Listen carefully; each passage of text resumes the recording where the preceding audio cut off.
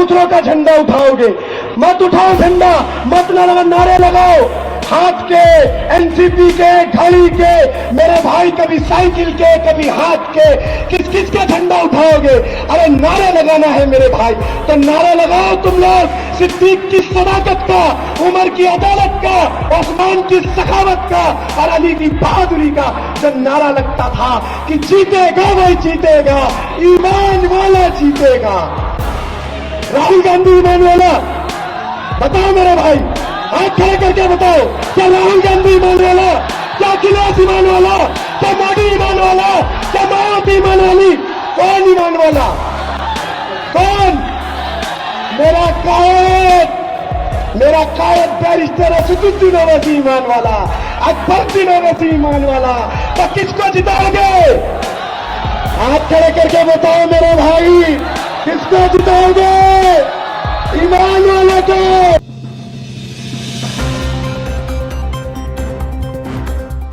करीम अम्माबाद फ़ौज़ु बिल्लाहि मिनश शैतानिर रजीम बिस्मिल्लाहिर रहमानिर रहीम। स्टेज पर तशरीफ फरमा आली जनाब सलाउद्दीन साहब, वकील पहलवान साहब और मजलिस के तमाम नुमाइंदे, स्टेज पर बैठे तमाम ओहदेदारान, जिम्मेदारान और मजलिस की मोहब्बत में यहाँ पर आए मेरे मोअज़्ज़िज़ साथियों, मेरे बड़ों, मेरे छोटों और जहां जहां तक मेरी आवाज जा रही है, मेरी पर्दा नशीमा बहनों, अस्सलाम वालेकुम। इस सिम की मचलती किरणों ने अब सून सबे गम तोड़ दिया। जाग उठे हैं दीवाने, दुनिया को जगा के दम लेंगे। अब इस बज़्म जहां को महकाएंगे या खून में नहा के दम लेंगे। सोचा है असद अकबर ने अब हक तुमको दिलाना है, इज्जत से जिए तो जी लेंगे वरना जाम शहादत पी लेंगे। वक्त कम है मेरे भाई, मैं वकोला से अभी पहुंचा हूं और इंशाअल्लाह इस कम वक्त में अगर आप यहां से जाओ तो एक इरादा लेकर जाना, एक सोच लेकर जाना, एक जज्बा लेकर जाना, ताकि आपके सोच और जज्बे के साथ, इरादे के साथ मजलिस इत्तेहादुल मुस्लिमीन के नुमाइंदे कामयाब हो तो आपके हक और इंसाफ की बात कर सके, आपके हुकूक की बात कर सके। मेरे भाई, मैं आपको बता रहा हूं, इस मुल्क की फिजा में आतिशी भी खोले हैं। इस मुल्क के हुक्मरां सीधी राहों से भूले हैं। जब मेहनत मजदूर की कमाई पर एक अमीर पलता है और जब सड़क पर एक गरीब मरता है, दर्द से बिलखता है, दर्द से तड़पता है, तो मुझसे सवाल करता है क्या है ऐसा कोई तबीब जो दर्द की दवा दे सके? है कैसा कोई तूफान जो समंदरों के दिलों को दहला सके? तो हाँ, उनके काम देखते हुए, उनके इंतजाम देखते हुए मेरे दिल से यही निकलता है, हक और इंसाफ की आवाज उठाने वाला मेरा कायद बैरिस्टर असदुद्दीन ओवैसी है। और मेरे भाई जिस तरीके से मेरे कायद बैरिस्टर असदुद्दीन ओवैसी आवाम की बोली बोल रहे हैं और वही नारे लगा रहे हैं जो नारा आप लगा रहे हो, अगर वो अपने वसूलों पर डटे रहे तो खुदा के इज्जत की कसम बता देंगे दुनिया के संसार को कितनी ताकत है जज्बों की यलगार में। अब्बा खुदा हर गरीबों के दरबार में सर झुकाए हर एक नवाब आएगा, इनकलाब आएगा, इनकलाब आएगा। लाओगे इनकलाब, लाओगे इनकलाब, लाना है मेरे भाई। और मैं यहां पर आया मेरे भाई, अमरावती की आवाम की जो मोहब्बत देख रहा हूं और जो जुनून देख रहा हूं, खासकर नौजवानों में, तो मुझे लगता है कि ये नौजवान और ये अमरावती की आवाम बदल देना चाहती है अमरावती की तारीख को और बदल देना चाहती है इन जालिम हुक्मरानों को और मजलिस इत्तेहादुल मुस्लिमीन के रूप में एक नया इनकलाब लाना चाहती है। और मेरे भाई, मेरे कायद पहुंचने वाले हैं। मैं आपको बता रहा हूं, दूसरों की गुलामी छोड़ दो, दूसरों के झंडे उठाने छोड़ दो, ताकत को पहचानो। ताकत किसके अंदर है? अरे ताकत हमारे अंदर है। हमारी ताकत से, हमारे वोटों से मुंतखब ये हुक्मरान हम पर जुल्म करते हैं। तो मेरे भाई, कब तक दूसरों का झंडा उठाओगे? मत उठाओ झंडा, मत नारे लगाओ। हाथ के, एनसीपी के, घड़ी के, मेरे भाई कभी साइकिल के, कभी हाथ के, किस किस का झंडा उठाओगे? अरे नारा लगाना है मेरे भाई, तो नारा लगाओ तुम लोग, सिद्दीक की सदाकत का, उमर की अदालत का, उस्मान की सखावत का और अली की बहादुरी का। जो नारा लगता था कि जीतेगा वही जीतेगा, ईमान वाला जीतेगा। राहुल गांधी ईमान वाला? बताओ मेरे भाई, हाथ खड़े करके बताओ, क्या राहुल गांधी ईमान वाला? क्या अखिलेश ईमान वाला? क्या मोदी ईमान वाला? क्या मायावती ईमान वाली? कौन ईमान वाला? कौन? मेरा कायद बैरिस्टर असदुद्दीन ओवैसी ईमान वाला, अकबरुद्दीन ओवैसी ईमान वाला। तो किसको जिताओगे? हाथ खड़े करके बताओ मेरे भाई, किसको जिताओगे? ईमान वाले को। और आज ये कांग्रेस के दौरे इख्तियार में जितने दिन कांग्रेस ने हुकूमत करी, हमने तमाम लोगों ने सेकुलरिज्म के नारे को लेकर इसका दामन पकड़े रखा। आपके बीच में आएंगे ये कांग्रेस के ठेकेदार, ये कांग्रेस के दलाल और ये सेकुलरिज्म के नारे भरने दलाल, ये आपसे कहेंगे कि भाई ईमान खतरे में है, इस्लाम खतरे में है, सेकुलरिज्म खतरे में है, मोदी आ जाएगा, बीजेपी आ जाएगा। मेरे भाई इनसे सवाल करो, अगर इस्लाम खतरे में है, ईमान खतरे में है, तो 70 सालों में जो 50,000 फिसादात मुल्क के अंदर हुए वो किसके द्वारा इख्तियार में हुए? बाबरी मस्जिद का ताला किसने तोड़ा? बाबरी मस्जिद के अंदर मूर्ति किसने रखवाई? और मेरे भाई मुंबई पे हमारी मां बहनों को नंगा किसने घुमाया? ये कांग्रेस की दौरा इख्तियार थी। ना तुम्हारा इस्लाम खतरे में है, ना तुम्हारा ईमान खतरे में है, असल मायने में इनकी दुकान खतरे में है मेरे भाई, असल मायने में इनकी दुकान खतरे में है। कब तक सबको जिताया मेरे भाई, सबका साथ दिया, अब अपनों का साथ दो मेरे भाई। ताकत को पहचानो, ताकत तुम्हारे अंदर है, ताकत तुम्हारे अंदर है।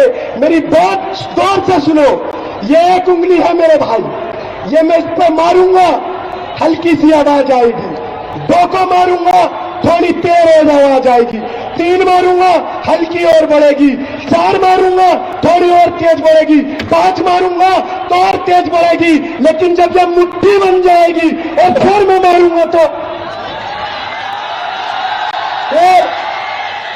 फिर मारूंगा तो टूट जाएगा ना, टूट जाएगा ना, पक्का ना?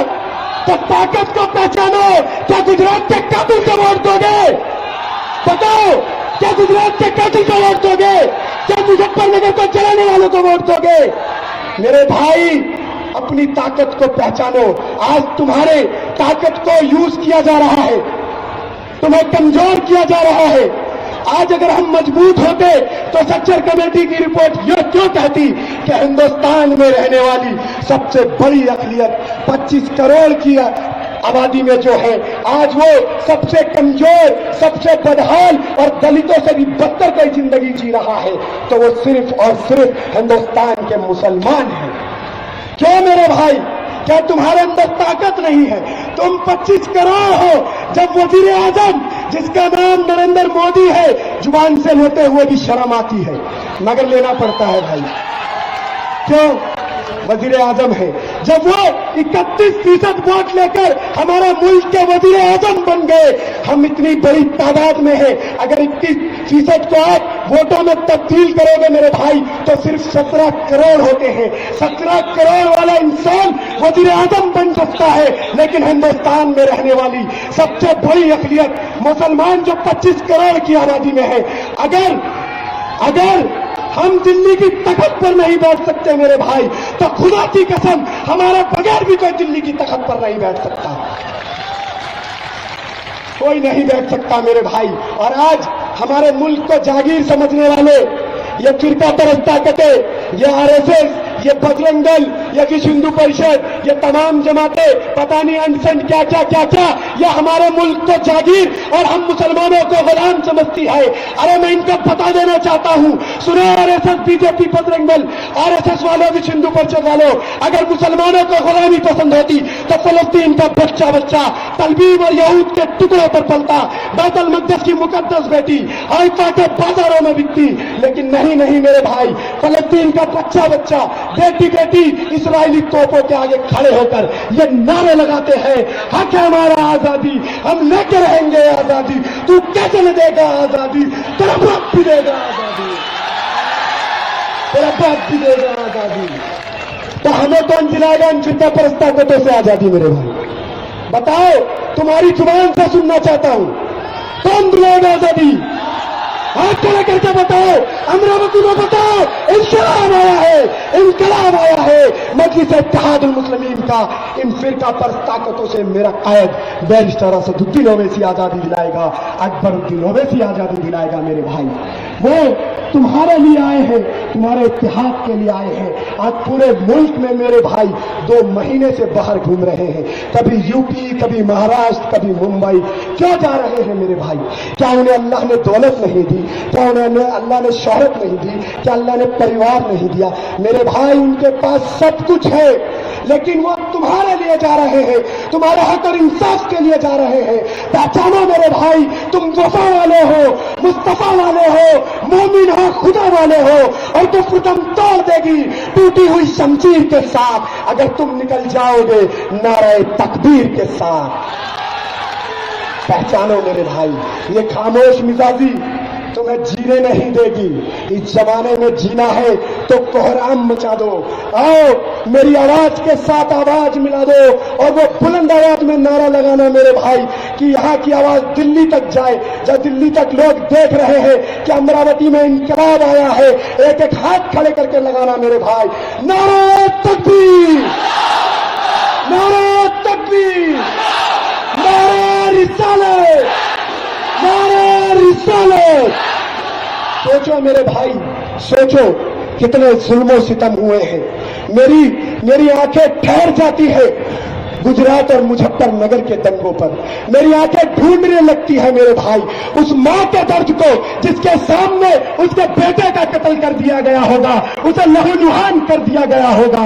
मेरी आंखें ढूंढने लगती है उस बेटी के दर्द को जिसके सामने उसके बाप का कत्ल कर दिया गया होगा, और वो बेटी चीख चीख कर कह रही होगी कि अब्बा तुम तो मेरी डोली उठाने वाले थे, मैं तुम्हारा जनाजा कैसे उठाऊं। मेरे भाई मेरी आंखें ढूंढने लगती है उस भाई के दर्द को जो अपनी बहन की इज्जत और अजमत की हिफाजत करने की कसम खाता है, जब उसके सामने उसकी बहन की इज्जत और अजमत तार तार हो रही होगी, उस भाई का दर्द क्या होगा। मेरी आंखें ढूंढने लगती है उस बाप के दर्द को जिसके जवान औलाद का जनाजा उसके कंधे पे पड़ा होगा। मेरे भाई यू कब तक मातम मनाते रहोगे, यू कब तक अपनों को होते रहोगे। मेरे भाई इत्तेहाद लो, मुनज़्ज़म हो जाओ, मुत्तहिद हो जाओ, तुम्हारे अंदर इत्तेहाद आएगा तभी उस मां को इंसाफ मिलेगा। मेरे भाई वो मां भी तुम्हारी है, वो बेटी भी तुम्हारी है, वो भाई भी तुम्हारा है, वो बच्चा भी तुम्हारा है। मेरे भाई जब तुम्हारे अंदर इत्तेहाद आएगा जब उनको इंसाफ मिलेगा। लाओगे इत्तेहाद मेरे भाई।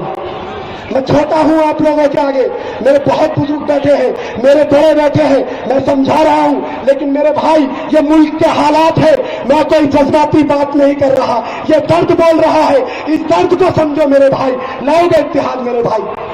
हाथ खड़े करके बताओ मेरे भाई, लाओगे इत्तेहाद मेरे भाई?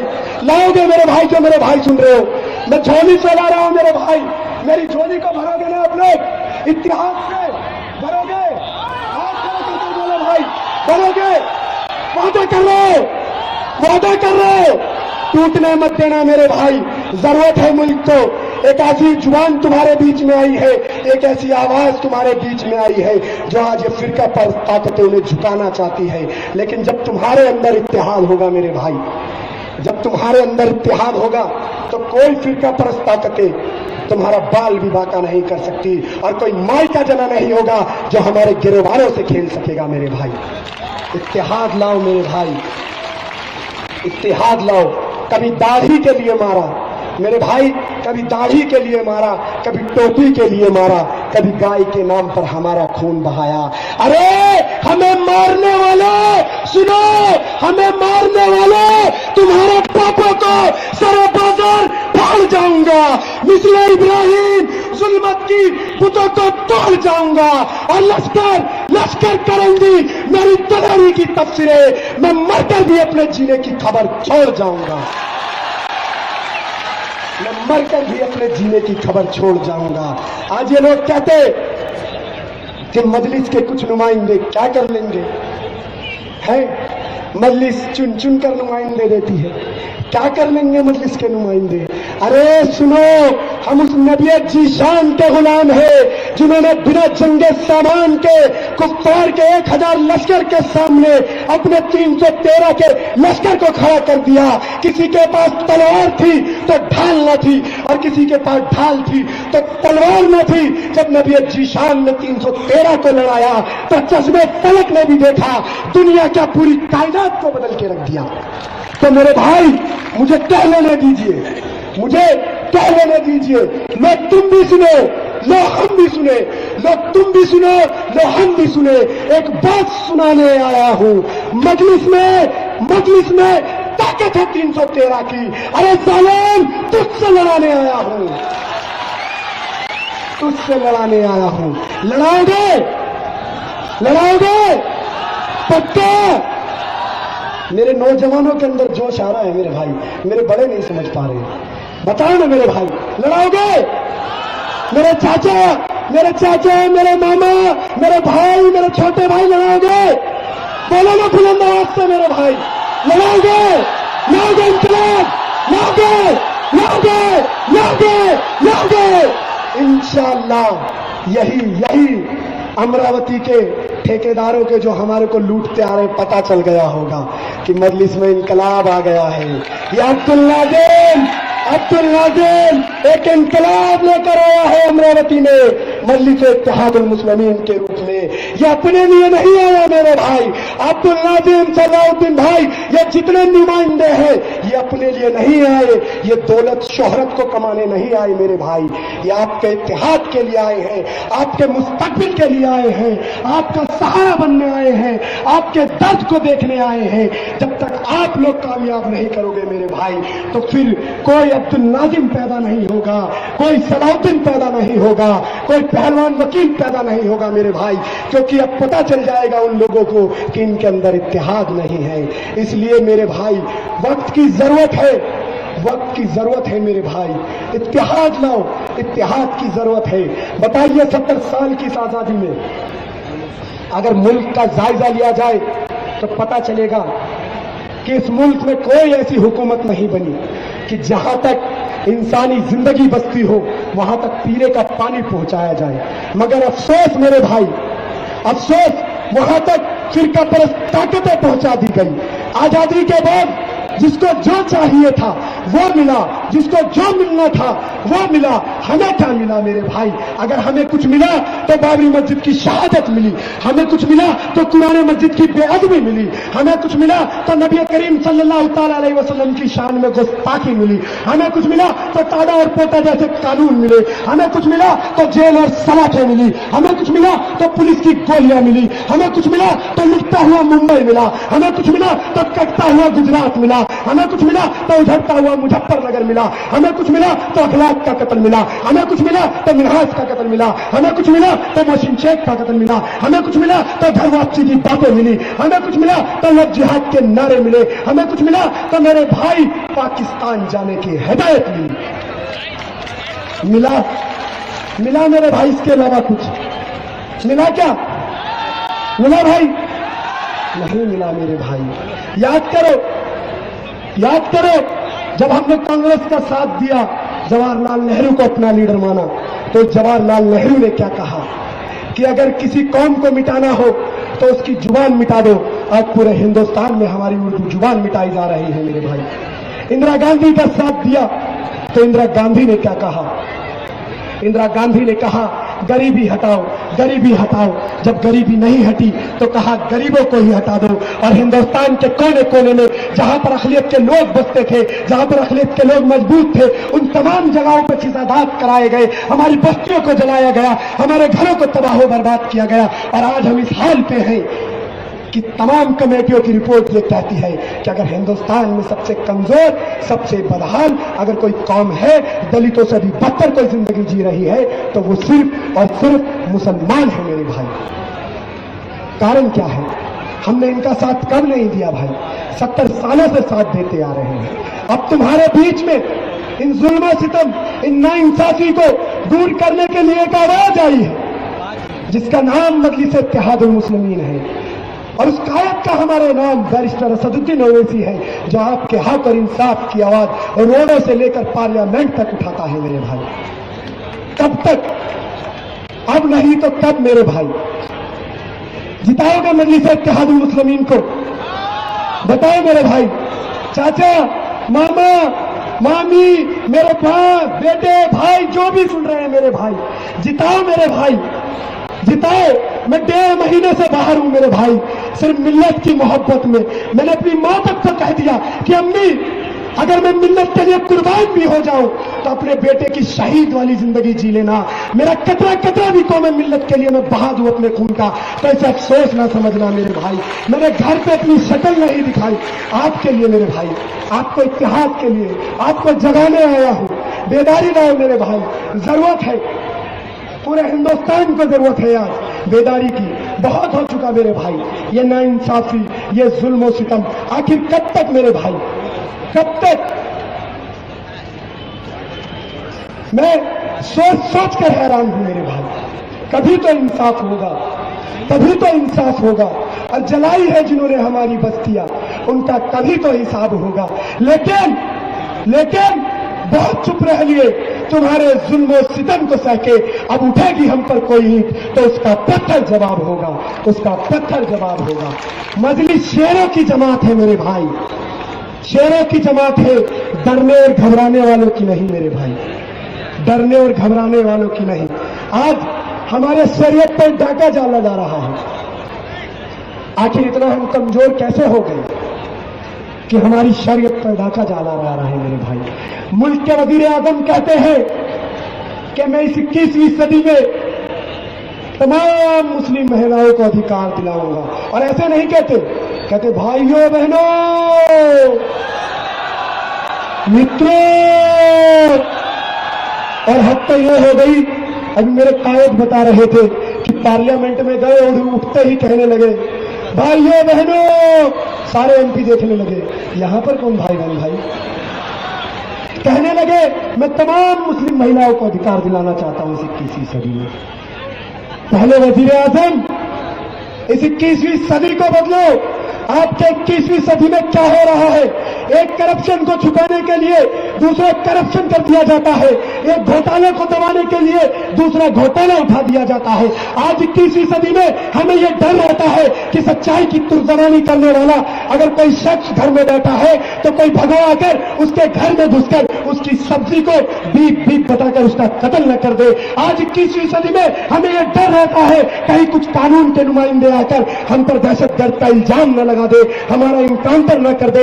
आज 21वीं सदी में किसी की बताई हुई कीमत उसके मुंह पर मारो तो अपना जमीन बेच देता है। वो खिलाड़ी है तो टीम की इज्जत बेच देता है, वो डॉक्टर है तो मरीज का गुर्दा बेच देता है, और वो नेता है तो आवाम के सपने बेच देता है। यही है 21वीं सदी मेरे भाई।